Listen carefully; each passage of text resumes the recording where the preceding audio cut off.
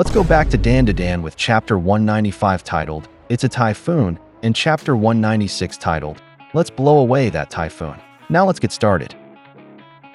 After that, they also saw a massive typhoon, and it looked like the plane they were on was heading straight for it, which made Gigi nervous. And to make it worse, there were flying sharks. That caught the attention of the Kido family, and Momo also screamed in shock at what was happening.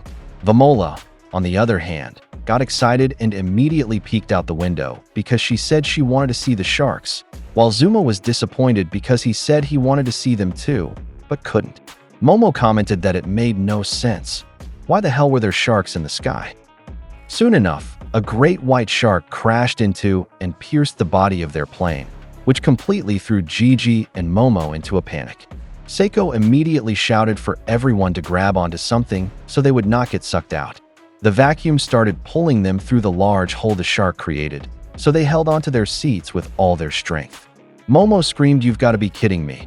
A shark did this," while Gigi just kept screaming in fear, tightly hugging his seat. Seiko then ordered them to put on the oxygen masks in front of them, or else they'd get hypoxemia, which they quickly obeyed. One of Naki's family members called out to her for help, but she just got irritated and told him to protect himself for once. Momo said the situation was getting really bad, and Gigi immediately tried to go to her to help. Momo then told Vamola to enlarge herself and plug the hole with her body, but she quickly realized Vamola could no longer hear or see her, prompting her to say it was no use. Because of that, Gigi was the one who told Vamola so she could hear it.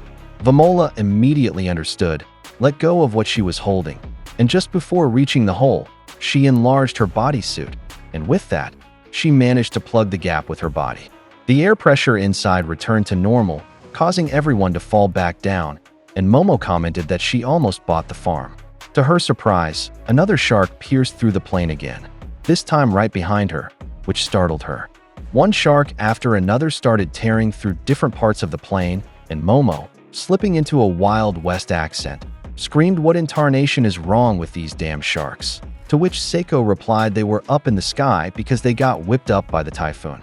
Gigi noticed they were completely frozen and said they were barely plugging the holes.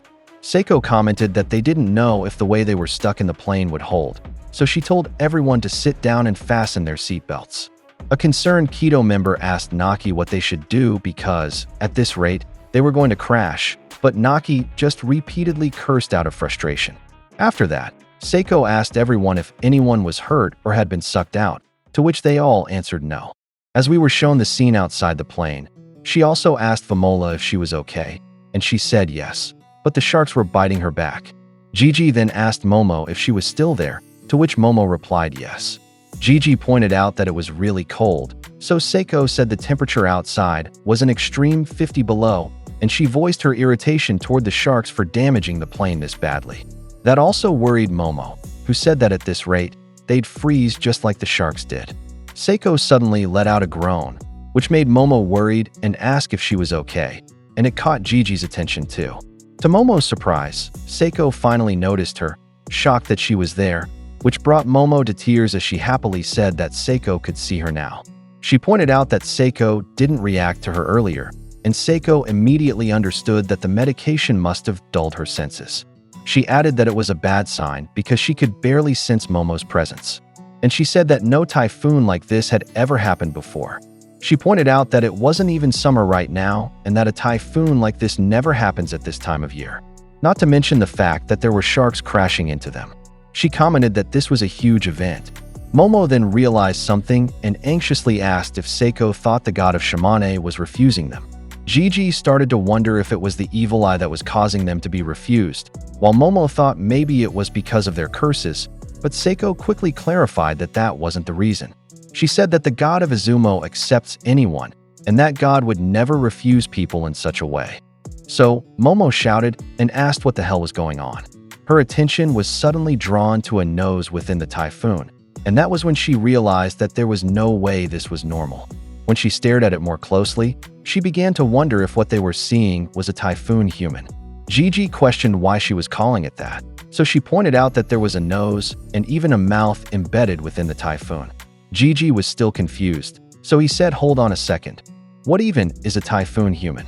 That's when Momo suddenly remembered Okarune's passionate explanation to her about it.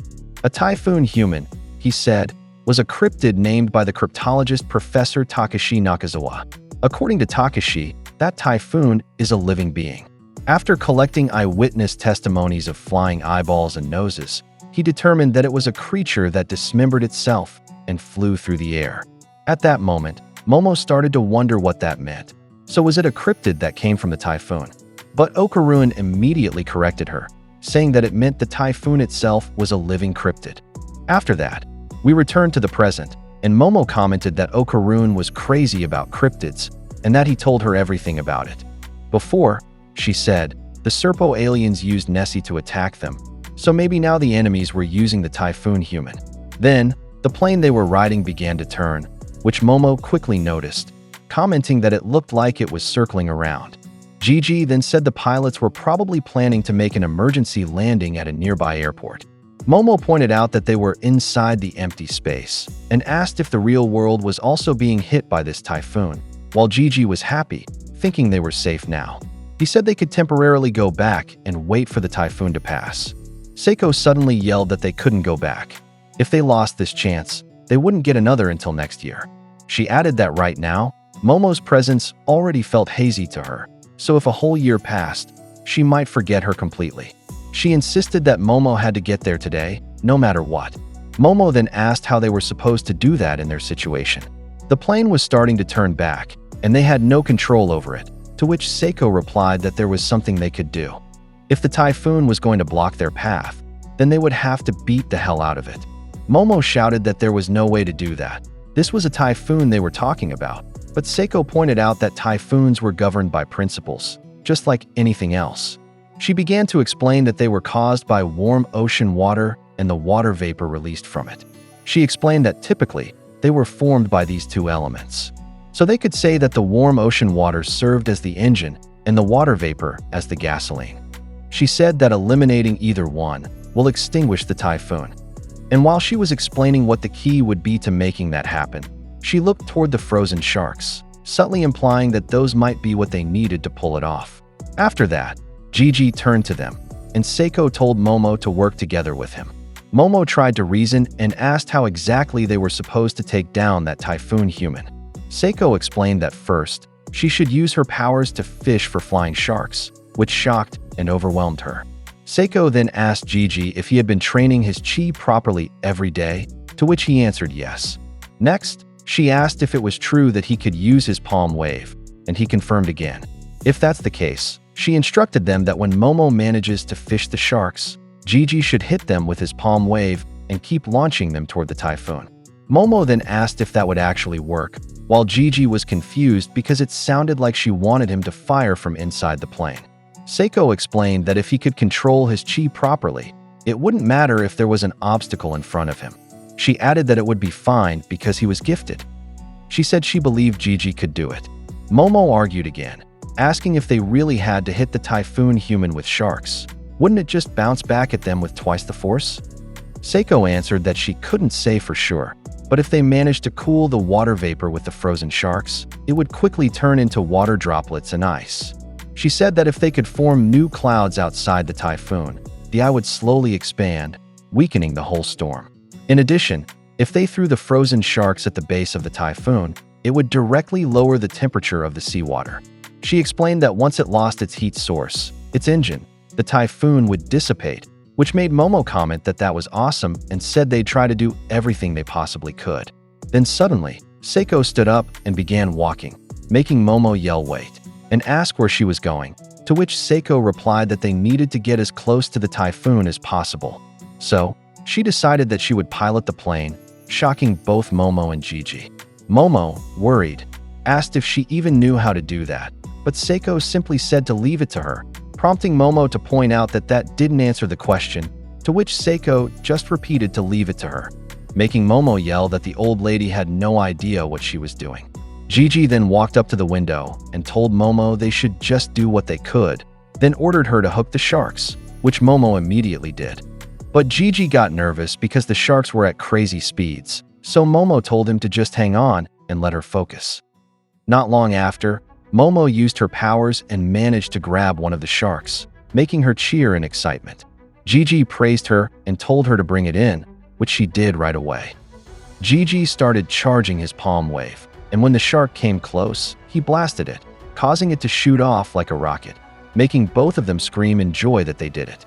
However, when the shark reached the typhoon, it suddenly vanished like nothing happened, leaving the two of them a bit disappointed. They tried to cheer themselves up by saying they shouldn't expect instant results and that they just had to keep going. While the two of them were hard at work with their plan, one of the Kido family members pointed out to their mama that Gigi was launching sharks at the typhoon, to which Naki replied, "And so a great damned fool is born." The member then asked if they should kill them, but she said no, and explained that right now, they were all neck deep in the same crap together. She added that they weren't exactly going out of their way to help, but if that typhoon really had to be blown out of the sky, then they were going to blow it out of the goddamn sky. Naki then began preparing herself to use a technique, and after chanting the name of her special move, Jennifer Lopez Anaconda, she slammed her two fists into the ground, creating a giant hole, impressing her family members. One of them even commented that, of course, they expected that, since she was the most powerful woman in the entire Kido family. Then Naki began climbing down the hole she made, shouting at the typhoon not to underestimate them, calling it a son of a bitch, and adding that no goddamn typhoon was ever going to swallow the Kido family. She descended into the luggage storage of the plane, reached into her purse, and pulled out a perfume bottle labeled Oda Worm. She began pouring it over the items in storage while chanting that their dearest wish must be realized and granted, and that this thing must come forth. After she shouted the word arise, one of the things she poured perfume on suddenly transformed into the Tsuchinoko, also known as the Mongolian death worm, which completely shocked and dumbfounded both Momo and Gigi. They were utterly confused as to why it was there, since Momo thought they had already defeated that monster before. The members of the Kido family clung to the worm's body, and as they rode it, Naki said that the great serpent they had spent 200 years growing was killed by Momo Isa, but the great serpents will still lived on. She explained that, by some miracle, they had discovered the eggs of their giant serpent. They managed to hatch one of the worms and fed it livestock until it grew massive, which made Momo shout that that was no ordinary worm and question what Naki was even talking about. Naki added that because they didn't feed it humans, it couldn't use suicide psychic waves, electric shock attacks, or poisonous mist. Gigi then asked how she even brought such a gigantic creature along, and Naki explained that it was easy. If you dry out a great serpent, it shrinks and folds up easily for storage, and when you want to bring it back, you just sprinkle a little water on it, and that's it. Gigi grew irritated, saying they didn't have time to deal with things like that right now, but Momo suddenly shouted for him to wait. She pointed out that the worm was eating the sharks. Naki then encouraged the creature to eat to its heart's content and then spit the shark straight at the detestable typhoon, which it immediately did. Like a rapid-fire gun, the Tsuchinoko began attacking the typhoon by firing a barrage of sharks at it.